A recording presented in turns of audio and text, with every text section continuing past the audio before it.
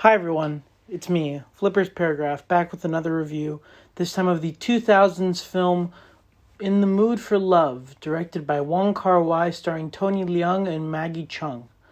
So, I came across this film through a search of Wong Kar Wai's filmography, because I'm a huge fan. I think he's a pretty good filmmaker. I don't think he's one of the best. I think he's one of the most stylistic, but I don't think he's one of the best. And I've brought this up in some film discussions before, that Wong Kar Wai is a pretty good filmmaker, and I really like his movies, and I like how he tackles loneliness, I like how he tackles isolation, I like how he tackles love more than anything else, and I love his style. I love the way that he makes his movies, I love the way that he directs, I love the way that he shoots his movies. They're just beautiful, elegant, stylistic, crazy, wild movies. So today I decided that I would review probably his most famous one, In the Mood for Love. It's a film from the year 2000, so the end of his 90s era, which was him at his prime. And I would argue this movie is him at his prime more than anything else, long before he had a little bit of a descendance with My Blueberry Nights and pieces of shit like that. But yeah, he's a very talented filmmaker, and today I wanted to talk about one of his movies with you guys. So, In the Mood for Love follows these two couples, the Chow family and the Chan family, as the husband of the Chan family and the wife of the Chow family have an affair, and therefore the husband of the Chow family and the wife of the Chan family come together and form a friendship because of it, and eventually fall in love with each other because of it. So personally, I thought this film was extraordinary. I thought it was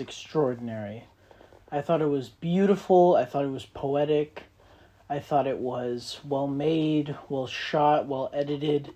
I thought the themes were very powerful. I thought the ideas in it were very presentable. I thought that it was just a gorgeous film, and I really, really loved it. I really did. So let's get right into it. I'll start off right away with saying this film has some of the most chaotic editing I've ever seen, with a lot of its editing being very ramshackled and sort of put together, but it doesn't ever feel amateur. It always feels professional. It always feels like there's a purpose to it, like there's a meaning behind it, a moral behind it. It always feels like there's something else to it. It always feels as though it's leading up to something, which is a good thing about it, which is a very good thing about the film. The chaotic nature of the editing never took away from the fact that the film was very much a non-chaotic film. I mean, it was made in a chaotic way. I mean, if you ever look up the story behind making this film, they shot it with little more than an outline. The scenes were written as they were shot. Kind of reminds me of how a French New Wave film was made, like Breathless. But overall, the film was made in this sort of rambunctious way where everything was sort of haphazardly thrown together and somehow created this masterpiece of filmmaking. The film is also edited by William Chang, who impressively also did the costume design and the production design of the film, which is impeccable in every single way. It fits the 1960s Hong Kong era perfectly. The Maggie Cheung, her character's dresses fit the themes of the film so well. They're done perfectly. And Tony Leung's suits also fit that theme so well.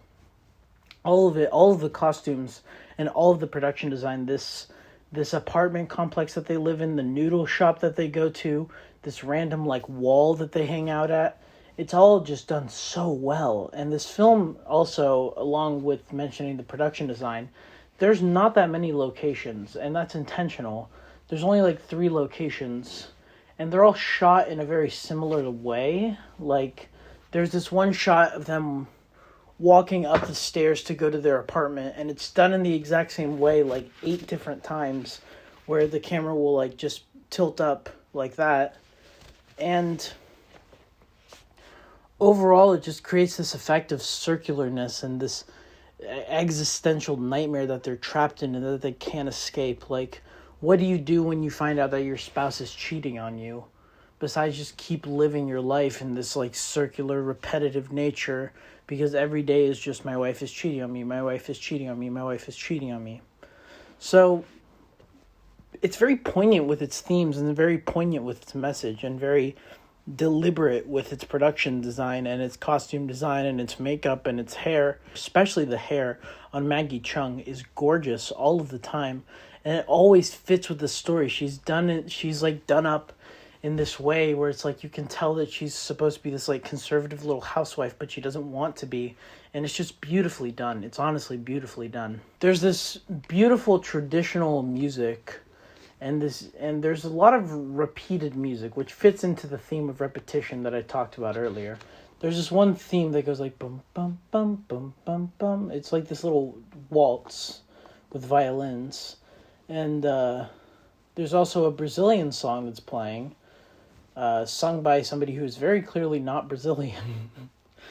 I say this only because I'm Brazilian and I speak Portuguese, and the song goes like sempre contigo, except he says it like an American, so he's like sempre contigo or whatever, and it sounds very distracting as somebody who can understand what he's saying. So that's a minor detail, but it's a funny detail I'd like to bring up. There's also this gorgeous, gorgeous cinematography that I didn't know how to describe it until I read the Criterion description for this movie, and they described the cinematography as abstract. And that's a pretty good word for it, I think. Abstract cinematography. Because it really does feel abstract. The movie, like, it has this sort of swaying motion back and forth like this.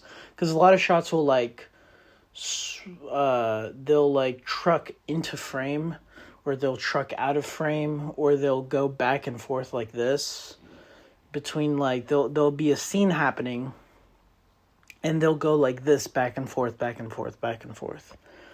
One thing that I will say that is a criticism, which is that this film is full of style. This film has so much style. That isn't the criticism part, by the way. This film has a lot of style. This film has a lot of personality, a lot of its own voice, a lot of its own creative potential, and it utilizes that creative potential well. But the problem is that sometimes it feels like a story scene will happen and then a style scene will happen. Like, some of the most stylistic scenes happen when there's this slow motion camera and the music is playing and the characters are just existing in this world. They're like going to get noodles, or they're playing a game of mahjong, or they're doing something, right? And then with that comes the story scene afterwards, where like the plot progresses, and then there will be another style scene and then another plot scene. And that kind of got a little predictable. It kind of got a little infuriating at times, because I wanted the style and the story to be melded together, but instead it felt like the two were segregated, which was very irritating to watch, honestly. There's a lot of good acting in this, but not amazing acting. I think Maggie Cheung has the best performance in the film, followed very, very closely by Tony Leung. And those two do an amazing, excellent job. But everybody else in the film does a kind of mediocre job. Like, Mr. Koo doesn't do, like, the best job. Miss Leung doesn't do the best job. I can't think of any other characters right now, but the other ones don't really do as much of a good job as everyone else does. I mean, everybody else doesn't do as good of a job as Leung and Cheung do. So, the acting averages out to be like a meh. The plot is also really slow, but really, really tense. You're all like, especially in the first half hour, where they're just finding out that their spouses are cheating on them. The performances and the writing is just so captivating, and you're in there 100%. You're locked in the entire time, and it's incredible to watch, because the movie does such a good job of just bringing you in. I mean, this movie is a masterpiece for a reason. It does such a good job of captivating you and pulling you in and keeping you close as it does what it needs to do. And it has these themes of loneliness and misunderstanding and isolation that are so interesting to watch and so heartbreaking too. Like, this movie is one of the most heartbreaking movies I've ever seen. This movie is 1,000 times more sad than something like Plague Dogs, in my opinion anyway, because I don't find, like, things with dogs to be all that sad. Of course, it's sad in real life, but in a movie it feels a little emotionally manipulative. This movie is emotional without feeling manipulative at all. It always feels so organic, it always feels so real, it always feels so true. And the dialogue, it feels organic, and it feels honest, and it feels as true as the rest of the movie does, but it lacks the style that the rest of the movie does. The beautiful abstract cinematography and the exceptionally gorgeous and mystifying sound design is left to waste with this dialogue that just sounds like it could have come from any other movie. There's one scene that I think is very stylistically dialogued, which is the scene where they confront each other about their spouses, where they confront each other about a tie and about a purse. If you know the movie, you'll know what scene I'm talking about. But essentially, Tony Leung goes to Maggie Cheung and goes, "Hey, my wife has the same purse as you." And Maggie Cheung goes to Tony Leung and says, "My husband has the same tie as you." And then they find out that each one was a gift from their spouses, and that's how they figure out that they're cheating. And that's another thing too. It takes about 40 minutes for the plot to start, and they sort of do this thing where they play a similar scene or the same scene back to back, one right after the other. And it's an interesting framing device, but it doesn't always work to the movie's benefit. Sometimes it feels very slow, sometimes it feels deliberately slow, but most of the time it just feels a little dull and a little slow paced, if that makes sense.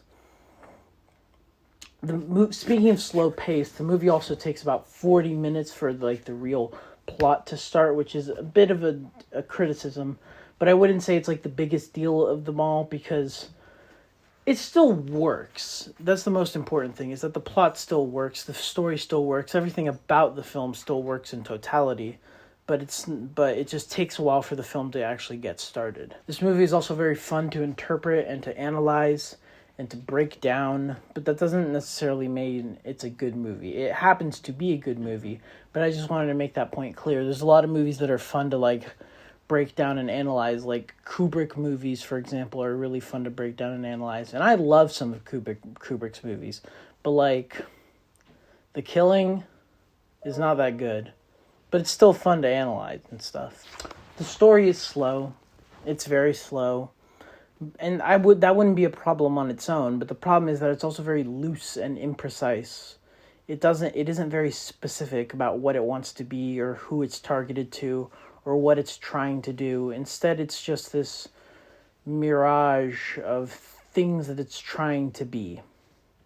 It's trying to be a lot of things, but it doesn't always succeed at everything that it's trying to be, which is why it can't be like a perfect movie. It's still really, really good, but it just fails sometimes with the execution of its plot ideas. But either way, it's an entrancing film. It's another one of those hypnotic films that really catches you and doesn't let you go. And that is accompanied with some exquisite direction from Wong Kar Wai. He does a great job directing this film. He really did. He had a vision, and he fucking didn't let that vision go, not for a second. He really had these themes locked into his heart, and you can tell that he cared about this movie. I've recently gotten feedback that you can't really tell when somebody cares about a movie, and I argue that you absolutely can. And this is an example of a movie that somebody absolutely cared about to the bottom of their heart, because you can see how much love and care went into the film if you just pay attention to the ideas that are trying to be communicated and the themes that are at its core. You can see the heart behind the film and the vision behind the film coming to life and blossoming into what it's meant to be. It's a beautiful thing to watch. It really is. There is one editing choice that happens a lot that I don't truly understand the purpose of, which is that there's a lot of fade to blacks There's a lot of scenes that will end with a fade to black, and I'm not sure if that's meant to vignette the film or what that purpose is, but it doesn't always work for me, and honestly, it rarely works ever for me. A fade to black just isn't really something that I really much care for. It seems old-fashioned to me. It seems old-fashioned in a way where it's not nostalgic. It just feels outdated. But sometimes it works. It worked for me in The Thing. It works for me in La Haine. It works sometimes, but in this case it didn't work for me, and I'm not sure what the purpose was behind it. But I'm sure somebody can explain that to me. Anyway, the other big thing is that the ending should have ended like 5 shots before it really did end. It ends in this like sweeping pan that like fades to black. And if you had just cut, because at the end of the movie he whispers into a hole in the wall that he loves Maggie Cheung and then plugs it with mud. And that should be the end of the movie right there, but instead they have all these shots of Cambodia, and it's just too much. It's distracting. It's not conducive to the movie's themes and messages, and it should have ended a few shots earlier. It's a bit of a wet fart of an ending, but, you know, sometimes that happens. And it doesn't destroy the movie for me. It still works. It still works well, and it still works beautifully, in my opinion. So those are all my thoughts for In the Mood for Love. I'm going to give this film a 90%, which rates it the 3rd highest film I've ever reviewed on this channel. Thank you all so much for watching. Do not be afraid to like, share, subscribe, and comment what should I review next. Do tell me. Subscribe to the Patreon, subscribe to Twitch, and I will see you all next time. Bye-bye.